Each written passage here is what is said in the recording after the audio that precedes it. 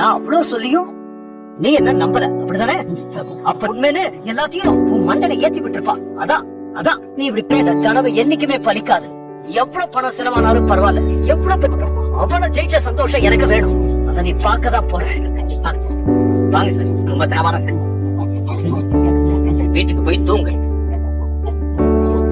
வாங்கிய கிட்ட போய் காலம் பூரா மறக்க மாட்டேன். அத்தோட விட்டுரு. என்ன இதுக்கப்புறம் நான் வீட்டுல டிராப் பண்றேன்ப்பா. ஒண்ணும் தேவையில்லை, நான் போய்க்கிறேன். ஜோக் கேவலமா இருக்கு. டேய் செலியா, நீ அப்ப மாட்டேங்கிறத அப்புறம் எதுக்கு? அப்படி இல்லப்பா, கோவத்தில் இருக்கான்.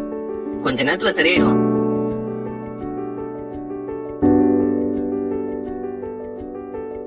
பாட்டி பாட்டி இங்க வாங்கல. என்னம்மா? பாருங்க பாட்டி, இப்ப டிவில எப்படி நியூஸ் போடுறாங்கன்னு பாருங்க. விரோதம் காரணமாக அவருடைய முன்னாள் கணவர் கோபிநாத் அவர் இரண்டாவது பிரியாணியில் விஷம் கலந்துள்ளனர்.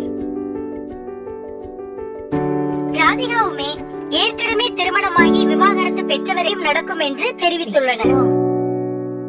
உச்சகட்டமாக புகார் அளித்திருந்தார். இருக்குன்னு இந்த பகுதி மக்கள் எல்லாம் சொல்றாங்க. அதையும் பத்தி நான் அவங்க ஆண்டி சொல்லாததையும் சேர்த்து இஷ்டத்துக்கு என்னென்னமோ கதை சொல்லிட்டு இருக்காங்க. நியாய அநியாயத்தெல்லாம் நீ எனக்கு சொல்லி கொடுக்காத. உனக்கு இதெல்லாம் தப்பாவே தெரியலையா பாக்கியா? என்ன உங்க வளர்ப்பே தப்புன்னு சொல்ற மாதிரி நடந்திருக்காரு. 2 நாளைக்கு முன்னாடி என்ன பத்தியும் தான் என்னென்னமோ சொன்னாங்க. மாதிரி பேசிட்டு இருக்கிற பாக்கியா. என்னடா இவன் இதுக்காகவும் தான் பேசுறேன்.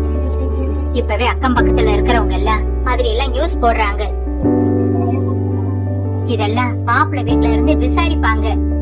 இப்ப நடந்த கதையெல்லாம் நீ தனியாள் இல்ல, உனக்குன்னு ஒரு குடும்பம் இருக்கு. அத உங்களுக்குதான் எதுவுமே புரியல. இப்படியே பக்கம் நியாயம் இருந்துச்சு. அதனாலதான் நான் போலீஸ்ல கம்ப்ளைண்ட். நியூஸுக்கும் அக்கம் பக்கத்துல இருக்கிறவங்க பேசுற பேச்சுக்கும் நான் சொல்றதை கேட்கவே கூடாதுன்னு முடிவு பண்ண. இந்த பிசினஸ் எல்லாம் வர்ற வரைக்கும் நீ நல்லா தான் இருந்த. பிசினஸ் தான் முக்கியமா? ஆமா, எனக்கு நான் முக்கியம். மத்தவங்களை பத்தி யோசிச்சு யோசிச்சு நான் நிறைய விட்டு கூட நினைக்கிறேன். என்ன விட்டுருங்க. எப்படி வருவானா? ஒரு வழி. ஆமா, பட்டி கிடைச்சிருக்கு. இனிமே கோர்ட்ல கேஸ் நடக்கும். என்ன பண்ணலாம் பாட்டி? என்ன மா, நீ கேஸ வாபஸ் வாங்குமா ப்ளீஸ். பேசுறேன் பாக்கியா, நல்லா திட்டுறேன். Super super. இப்ப யாருக்கும் அது ஒரு விஷயமாவே தெரியல. ஆனா அவரை விட அதிகமா உங்க எல்லாருக்கும் வலிக்குதுல. ஆனா உன்னாலாம் இல்ல. நீ சொல்லினியா? உங்க நீங்க சொல்லுங்க அத்தை. உங்க பையன் செஞ்சது தப்பு. 50 வயசு ஆகுது. எவ்வளவுதான் அடிச்சாலும் திரும்ப திரும்ப எழுந்து வந்துகிட்டு என்ன சொன்னாலும் சரி. வானமே இடிஞ்சு என் தலைமையில விழுந்தாலும்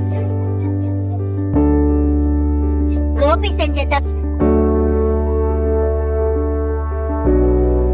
பாகியலட்சுமியின் நெருங்கிய தோழியாக வீட்டுக்குள் நுழைந்தவர் பாகியலட்சுமியின் கோபிநாத்தை தூண்டிவிட்டுள்ளார்.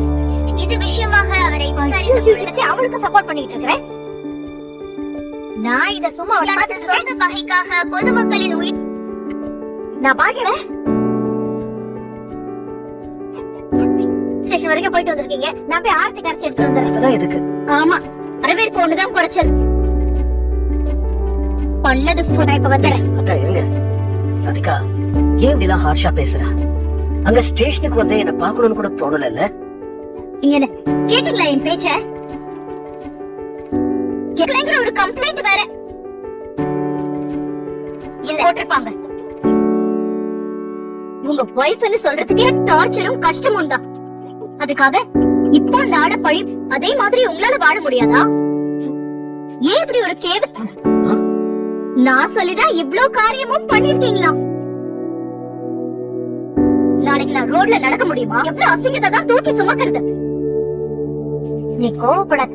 I just hate you. Radhika, ஐயோ, பட்ட அவமானம் அப்படி.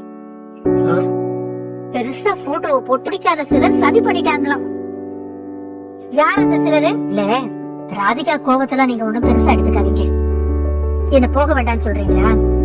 என் மேல போலீஸ் கம்ப்ளைண்ட் கொடுத்துருவான்னு பயப்படுறீங்க? ஒண்ணு எனக்கு நல்லா தெரியும். நீங்க போங்க போங்க அத்தை, போங்க.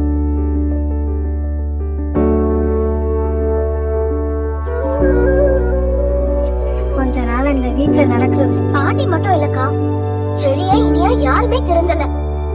அக்கா அந்த புகார வாபஸ் வாங்குற வரைக்கும் இந்த பிரச்சனை முடியும். அப்போ நல்ல மாதிரி வேஷம் போட்டுட்டு இருக்காளே ஒரு வில்லத்தரசி, அவள நாக்கு பிடிங்க. வெளிய வா.